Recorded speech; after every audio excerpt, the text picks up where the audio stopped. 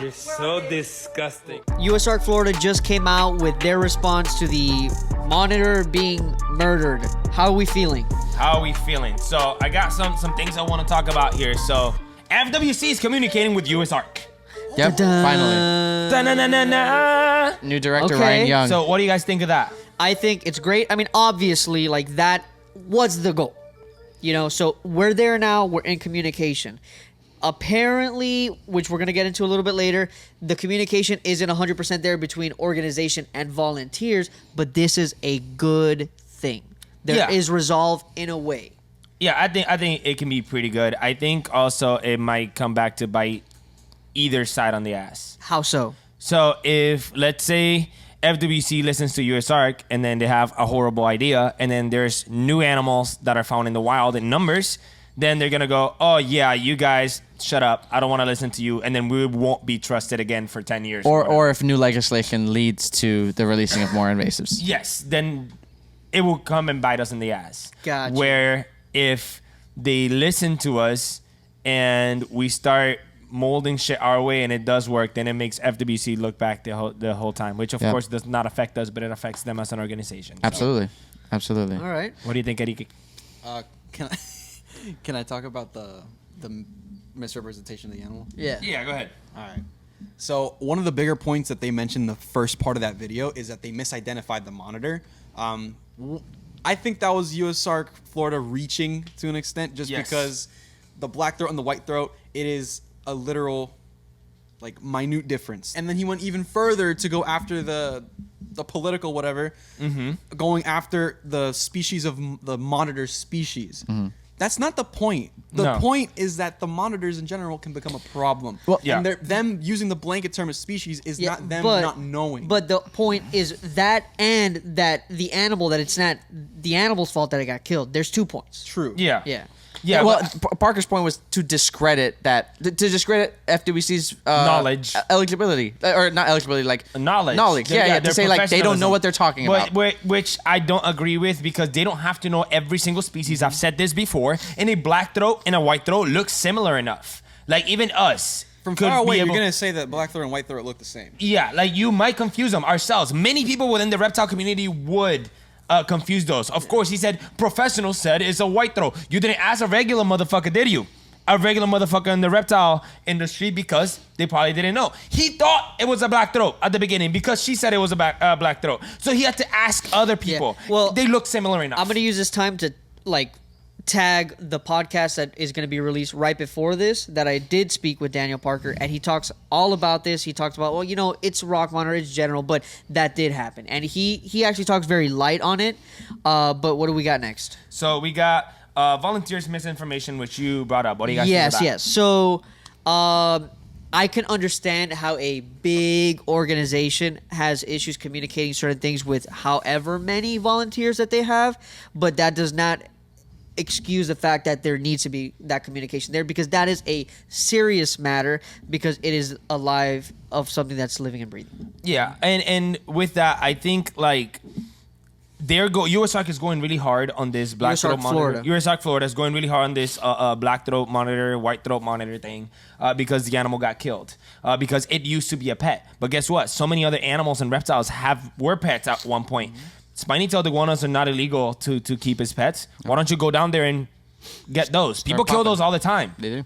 And they used to be pets. They're not illegal to keep. So what are you doing about those? They're picking and choosing, because it used to be somebody's pet very recently and ended up at somebody else's house. And like I always say, it's those people's rights to not have that animal there, especially if it's invasive or not native animal. I just really think that there needs to be a better program to deal with that. Because if we could figure out a way to not have to kill the animal, we need to figure out a better way. But it hasn't worked with other animals either. Look at cats. Okay. Cats, we keep them alive. Yeah, but and then guess what? Cats don't work because the majority of people have a specific connection to that domesticated People refuse animal. to kill Yeah, cats. absolutely. You're right. But Look the same at the thing, comments on but our the same videos. thing, but I feel like that's what they're trying to do with reptiles. That's what they're trying to do with Burmese Oh, pythons. of course. They're That's what trying they're to trying make to do them with more Burmese yeah, pythons. okay. They're like, oh, we they shouldn't kill shot a them. pet. They shot an innocent animal. Yeah, it's They like we say that. shouldn't kill them. They're here to stay.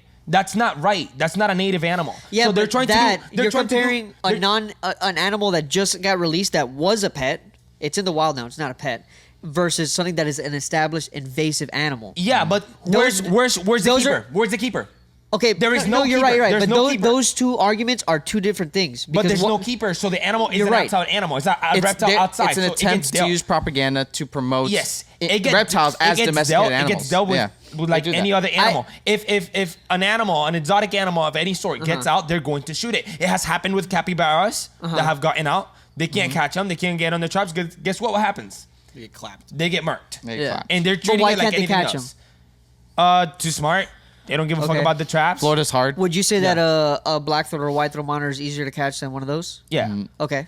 Yeah, but So after, even after capture, they can still put those animals down. Okay. Why do they have to find a home? We as a community failed. But this is the thing. I don't think that they have to find a home. I think that there should be something in place where we could figure that part out. That is a problem, and it needs a solution. And one thing that they pointed out too is the amnesty program. I feel like that is more towards pet keepers going to exactly, and that's not the. I don't think that's not the same thing. Get like a rando. Yeah. From the wild, because the person that the old pet owner of that animal maybe didn't. It's not that they didn't want the animal. Maybe it just got out. There was no reason for that person to seek amnesty at that point. What if they need? What if instead we put in a non-governmental organization that goes ahead and it's like a rescue, like a That's dog what pound, wants to do. like a dog pound. These people, these volunteers or people who are paid whatever, they go ahead and the FWC brings the animals to them and they take care of them. Maybe it doesn't work. It doesn't work. They try with macaws. It doesn't work. It's a lot of animals. Maybe the solution is that it's funded in some way with the organization that is USARK Florida. Maybe that is a solution. Daniel and I have talked about that, and that's something that they're going to try and push. Yeah. But I don't think that works. We can try it all we want, absolutely. But macaws is a great example. Yeah. How many people keep macaws? Not many. Not many. Not every. Macaws would work too much as a good example, though. What do you mean? Macaws, in terms of care, are way different. Well, no. I'm talking about the numbers that they come in. Oh, the numbers. The numbers that they come in is just people can't. They just can't. They just can't take every single one. Where I work, bro, we take sulcata tortoises all the time. People drop them off or people find them on the road. Yep. We run out of space. Yeah. We run out of space just like dogs, just like cats. Yeah. Well, dogs and cats are everything. euthanized at least weekly. Exactly. But if there's a chance to be readopted before they're euthanized. But that's the thing. There's a chance to be adopted before euthanization happens. But euthanization is always an option. They want to make it not an option. It's always an option. Euthanization is the last option versus this was the option that was there right away. Yes, but guess what? The owner's not there to make a call. Yep. Nobody else is there. The dog owner's not there to make the call. Exactly. Absolutely. But the people that are going, the organization itself that is going, is the one that gets called. Yeah. FWC doesn't get a call from a dog and goes, hey, we got a dog outside. We don't want it no more. Can you pick it up? Because there's an organization that does that. Exactly. So there should be an organization for exotic animals. Yes, and anybody could actually make it. I actually think it. All you have to do instead of I was gonna say is it make should the be organization. USARK's Florida's obligation to make that. But we all agree there is a problem that requires a solution. We need the solution. I don't think of it as a problem. I think if that organization is to come up, I think it's okay if people vie for that. If people are like, hey, can we have this? And then USARK Florida steps up and says, yeah, we want to make this, and then gets FWC's okay. Cooperation. They don't have to, but if they're willing to do it, they can have their own amnesty program. The only thing with that is, but it's not amnesty. Because this wasn't. There's a chance that this wasn't a pet that needed that the person released. Yes. And this is the thing. Right. Yeah, it needs to be an animal that was clearly somebody's pet at one point is out now. What do we do with that animal so we could avoid killing it if we can? This is what happens. You can make a whole organization that takes those animals in, whatever call it is. But now you're an organization, whether paid or not, whatever. You make that organization, you make a phone number. Now it's up to the people. If somebody calls FWC first, FWC makes that call. Yeah. It doesn't matter what you think is right. They make that call. You're right. If they call your number, then you do your thing. And that's what happens with dogs and cats. But if there is a number, then it's now the protocol switches from there's FWC. A step before euthanization. There's FWC calls, blah blah blah blah. They get into communication, and then at that point, that is decide: are we euthanizing or are we catching? You have that extra safety net with there is a safety net. And absolutely, but instead of bitching, you should make that organization. I agree. There needs to be a solution. I agree 100%. Point? I think it was my point. It was my point. It was the biggest shortcoming of the video. For Daniel Parker, as someone who is adamant about reptiles, someone who's outside herping, someone who's out there, he did not in any way chastise the person who lost that animal. No chastisation for that. Yep. And it's like, that's not excusable. You have a monitor, a large monitor, and it gets out of your care. You have it's like what I said with cats. You have no more rights to that animal. I've had my Chihuahua get out of my yard before, and I combed that neighborhood looking for him. There was nothing stopping me from looking for that animal, searching the roads, just driving and looking for him. Nothing. That person lost the monitor and I didn't care. He hasn't stepped forward. He hasn't said it was mine. I'm sorry. Nothing. Ryan Young had to take the blame for that, for someone euthanizing the animal, because this guy didn't say it was my fault. I lost the animal. I think that obviously accidents happen, but no, not that one. But this is something very serious, especially for what the time is right now, and that is an animal that could potentially cause issues in the broader picture in the ecosystem. So in this instance, it's very, very difficult. It's very difficult. Yeah, absolutely. I think to agree with you, they're so angry at FWC and they're coming for that. They killed them. Instead of being angry first at the irresponsibility of a keeper. That animal would not have died if he had not fucked up. If that anger went both ways.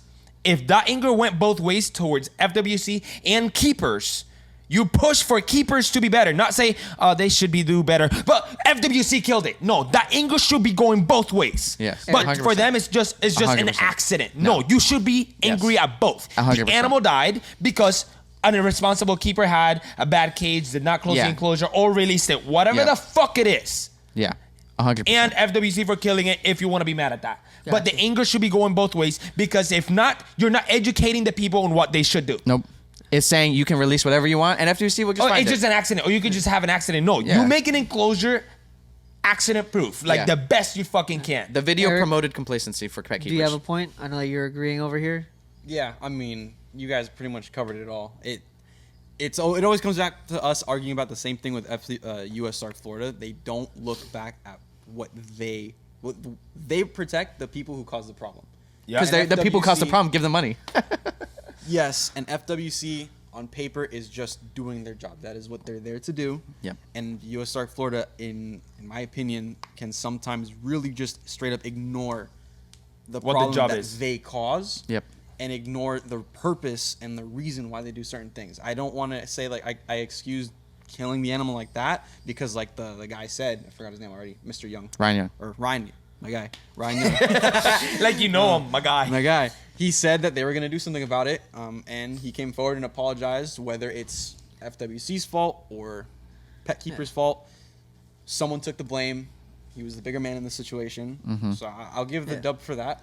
Yeah. But it just goes to show it's miscommunication on their end, and it's in general between the industry. And the industry within itself. Yeah, I think at the end of the day, there is a problem, requires a solution, and in positive news, USARK Florida and FWC are trying to figure it out. It's a step. And I think we should be harsher on ourselves. I think that there needs to be better regulation within ourselves, 100%. Yeah, 100%. Stop being scrubs, guys. Yep. Yeah, scrubby motherfuckers. All right, we'll see.